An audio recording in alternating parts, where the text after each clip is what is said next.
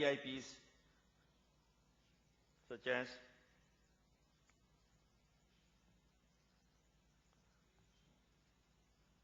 the LTT also made an abortive attempt to take on the life of former President Mrs. Chandrika Bandaranaike Kumartunga in December 1999 and the Secretary of Defense Mr. Gotabaya Rajapaksa in December 2006, who is the strategist behind the defeat of the LTT. Other than these assassination missions, a number of attempted assassinations were made to take the lives of the present President, His Excellency Mahinda Rajapaksa, and had been prevented due to timely detection and intervention.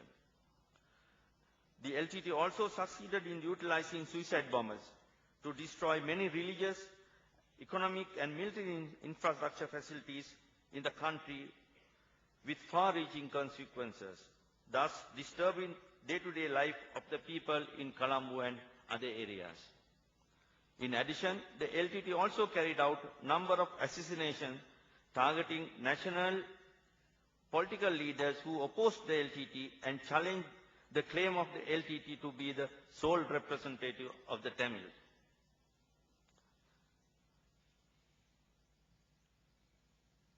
This is the only live video footage of a suicide mission. You can see the lady trying to pull the trigger out from here and then got blasted. That was in the office of Honorable Minister, Mr. Douglas Devananda. The LTT has procured military hardware, explosive and other war-related items from various parts of the world, as I already explained to you. Most of these procurement had been done through agents using false end-user certificates on the names of governments and non-governmental establishments in various countries. Money required had been hand-carried and also transferred through Hawala systems. Gun-running mafia personnel who were in connection with the LTT had played a key role in these operations. These items were transferred to floating warehouses around Indonesia or directly transferred to the trawlers in mid-sea and then to eastern coast of Sri Lanka. Funds for these procurement were met by money collected from various countries. I think my next speaker will speak about fundraising. The LTT ruthlessness and violence is largely unparalleled by any other terrorist organization, and since the inception of the struggle, LTT has left behind a trail of atrocities. The trail of atrocities includes the assassination of many political leaders, government officials, intellectuals, belong to all communities, and LTT never hesitated to assassinate anyone who opposed them. In addition, it carried out many indiscriminate acts such as massacres in outlying villages, placing bombs in public transport modes, claymore attacks, and suicide missions against innocent civilians to instill fear and to give clear message to the government authorities and to the people that they should fall in line with its thinking and should accede to its demands.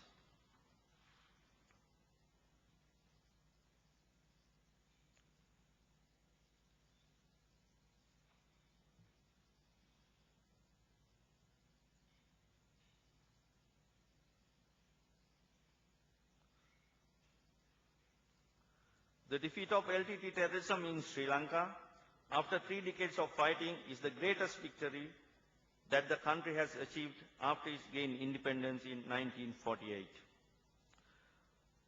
One of the main reasons why the preceding governments of Sri Lanka failed to find permanent solution to the problem was the absence of a buffer between the political hierarchy and military command and the unfamiliarity of earlier secretaries of defense to war as a subject and their reluctance to brief the real situation on ground to the political leadership gravely affected the war effort. The army was never weak, but the previous governments of Sri Lanka was not ready to accept realities of war since they could affect their vote base, and the international pressure was too much for them to bear up, since it challenges their term in office. The LTT, who could not sustain in the face of continuous security forces operations, always made the maximum of the respite and used them for regrouping, rearming themselves every time.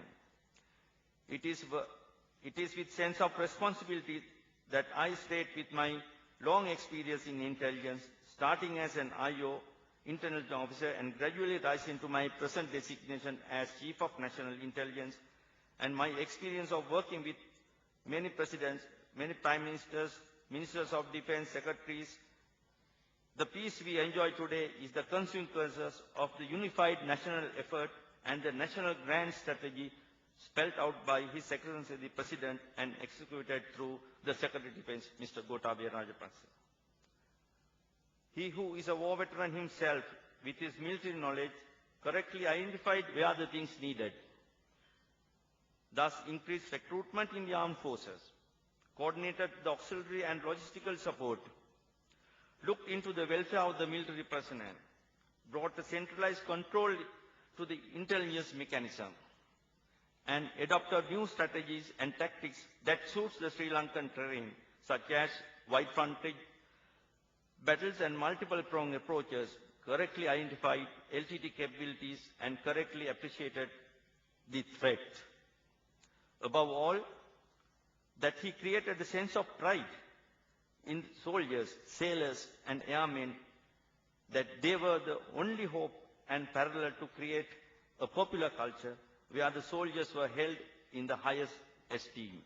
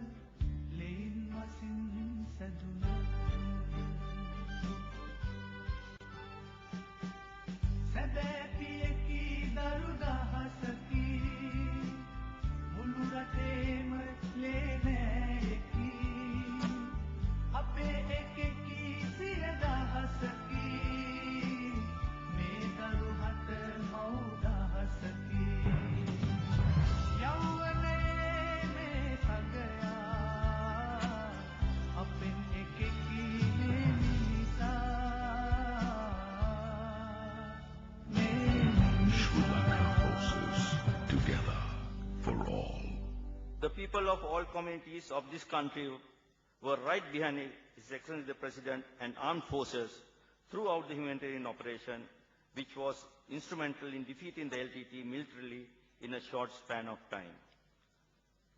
In the present context, strengthening law enforcement and intelligence mechanism to monitor and prevent recurrence of such scenarios, and closely working with foreign governments and counterparts on issues affecting integrity, sovereignty and national security of the country for mutual benefit are utmost importance in dealing with future challenges. This brings to the conclusion of my presentation. Thank you.